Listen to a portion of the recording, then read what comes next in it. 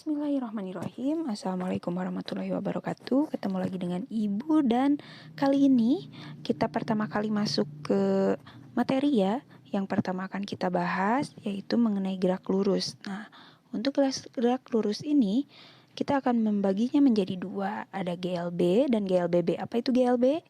Pasti pada masih inget dong, waktu zaman SMP kan sudah dipelajari kan ya. GLB itu merupakan gerak lurus beraturan dan GLBB itu gerak lurus berubah beraturan. Oke, kita flashback ya sama-sama. Oke. Nah, ini nih Ibu pengen nanya, ada yang pernah melihat nih jalan lurus dan jalan yang berkelok-kelok seperti ini? Berlika-liku.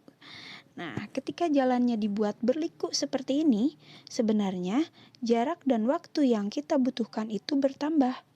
Begitu juga kecepatannya.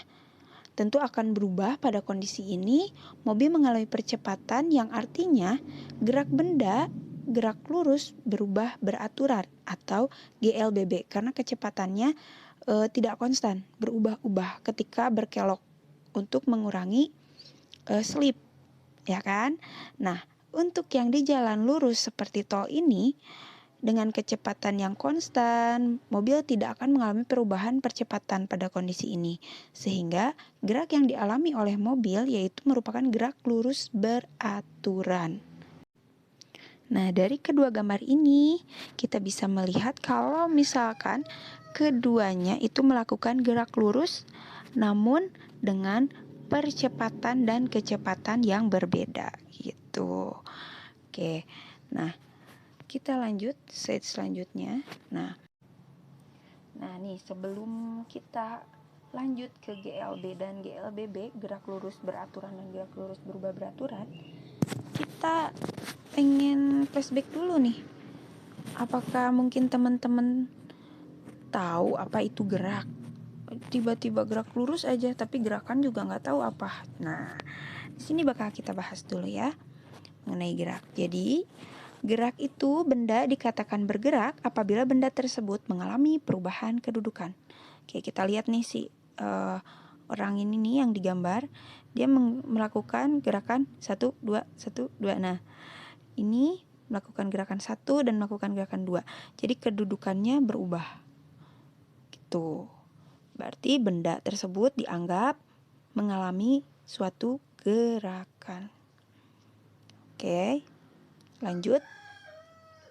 Sekarang kita ke pengertian dari gerak lurus beraturan. Jadi gerak lurus yang memiliki kecepatan yang tetap karena tidak adanya percepatan pada objek.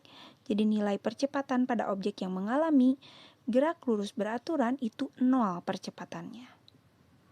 Nah, kita lihat rumus secara matematisnya dapat dinyatakan sebagai V sama dengan S per T. V itu kecepatan sama dengan jarak dibagi waktu. Dengan satuannya V itu meter per second, jarak itu meter, dan waktu itu second. Ini untuk rumus yang pertama. Dan ada rumus yang kedua, yaitu jika benda mula-mula berada di posisi awalnya itu seperti ini gitu ya. Setelah waktu T posisinya menjadi, nah rumusnya itu S jarak benda atau posisi benda itu sama dengan posisi mula-mula S0, ini ya S0 ditambah V kecepatan dikurangi waktu gitu. Kebayang nggak? Nah, dari rumus-rumus yang ini dan yang ini itu bisa kita formulasikan kembali. Untuk rumus yang ini ya, kita anggap rumus 1 ya. Ini 1. Yang 1 itu kan kita bisa buat seperti ini.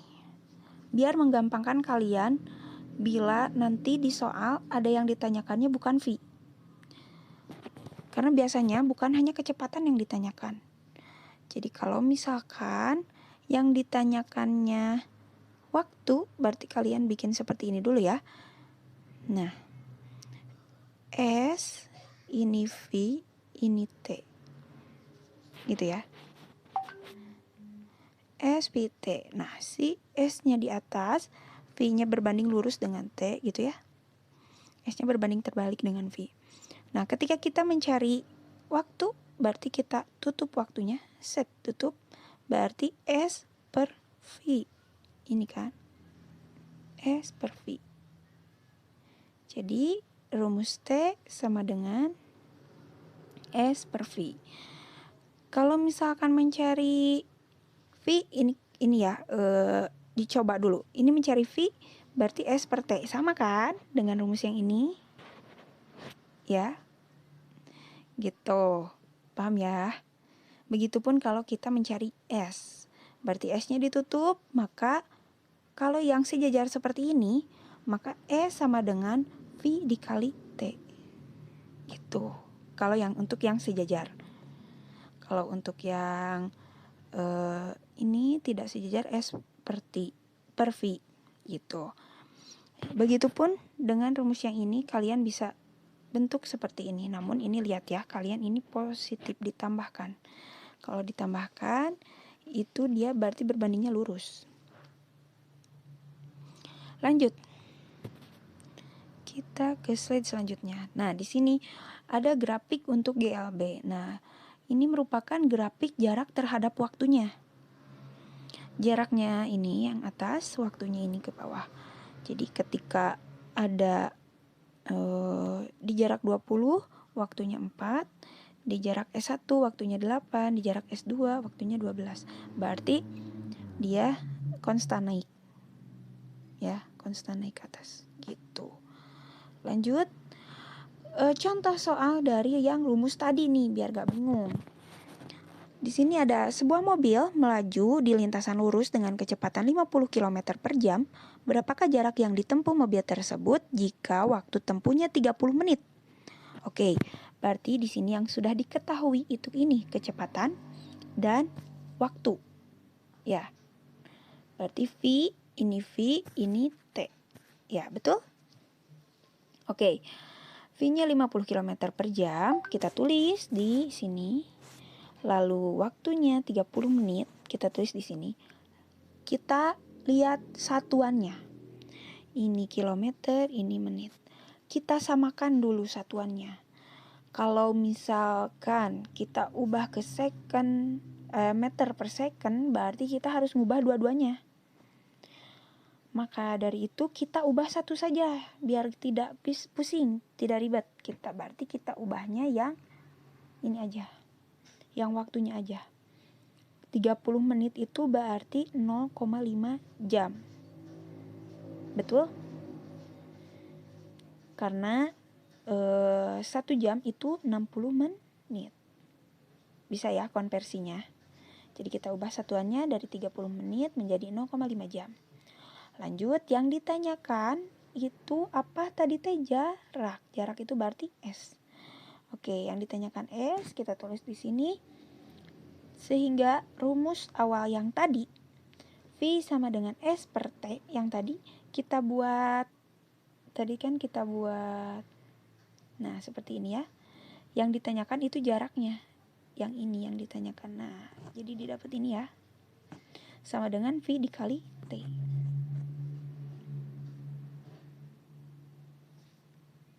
Nah, di sini ini rumusnya kita simpan di sini. S sama dengan V kali T. Jadi tinggal kita masukkan nilai-nilainya. V-nya 50, T-nya 0,5. Maka hasilnya 50 dikali 0,5 itu 25 km. Gimana? Mudah kan?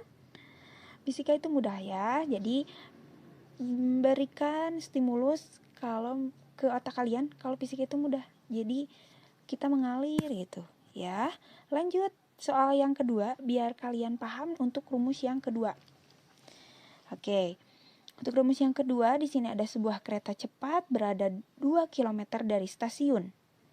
Ini berada 2 km dari stasiun. Kereta tersebut bergerak meninggalkan stasiun dengan kecepatan tetap. Ini kecepatan tetap.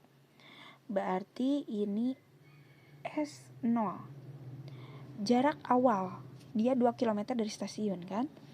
Lalu meninggalkan stasiun dengan kecepatan tetap 80 km per jam. Berarti ini adalah V.